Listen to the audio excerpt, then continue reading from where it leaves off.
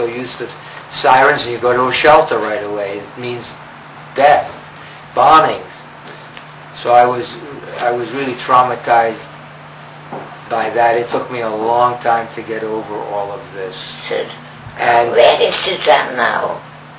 Is she died. alive? She died years ago. The lady who took care of me is what my mother was talking about.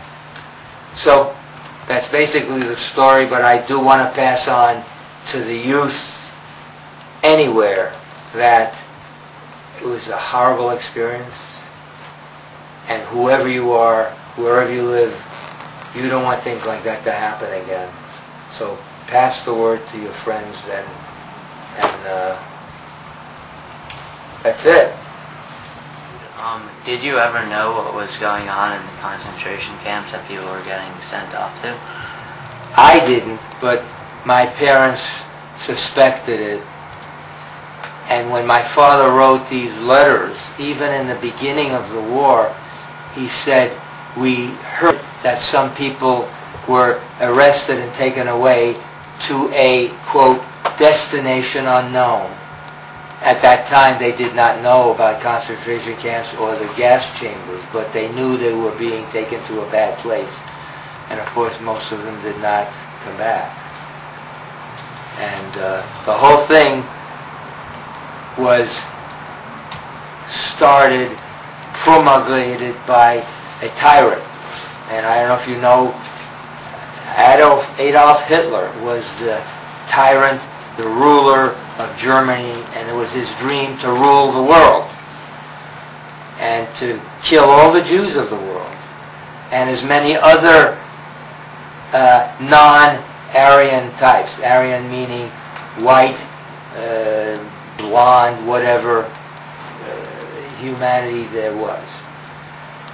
And he was, to compare it to today's world, he was probably the equivalent of Saddam Hussein, who was a tyrant, killed lots of people in the Middle East, in Iraq, until he was finally brought down. It's just awful that it took so many years for Hitler to be brought down. But does that answer your question? Do you remember when you discovered that you were Jewish for the first time? Yes, I do. It was in 1945. The war had just ended. There was Victory Europe Day, and we were living just on the outskirts of Paris, and my father had purchased 2 books, and he talked to me that I was Jewish. I knew nothing about religion. The only thing I knew was when I lived with that family in the little village, they took me to church. And I just sat there. I didn't know, nobody explained religion or anything. But at the end of the war, my father explained religion. And very slowly, he went over what it meant. And the 2 books he gave me, one was a book on the holiday of Hanukkah, and the other one was a book about the Old Testament, biblical stories. And then eventually we went back to Belgium, and my grandfather, my mother's father, who was Orthodox, he taught me about Judaism even more. He taught me a little Hebrew, but he taught me what it meant to be Jewish and some of the traditions and observing the Sabbath.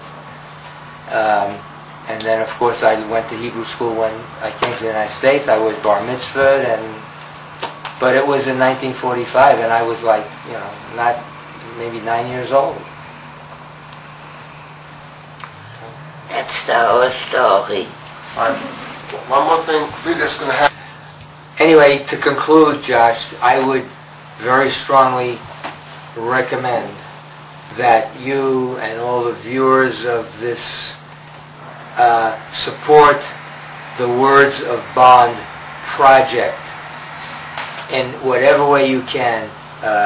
Read my book. There are thousands of Holocaust books. Discuss these things of what happened during the war. And the purpose of all that is to stop the atrocities of the Holocaust. And that it should never happen again. So we want you to support the Words of Bond project. That is I would say, an organization to work not to happen a Hitler again. Right. Right, that's right. This is it. Okay, great. Can he say, It's not only hoping to prevent the Holocaust again, but it's to emphasize tolerance. Tolerance means being tolerant and accepting people of other religions, other races. Religions could be Muslims, races, blacks, Asians, Latinos, gays, to be tolerant of each other. Think how you would feel if you were treated the way some of them are treated. So tolerance is another lesson to be learned by this, and to be tolerant. That you accept other people's ideas and behavior. You're not alone, and you have to live with other people which have other ideas and other religion, and that's the main thing of being accepted. Very well said.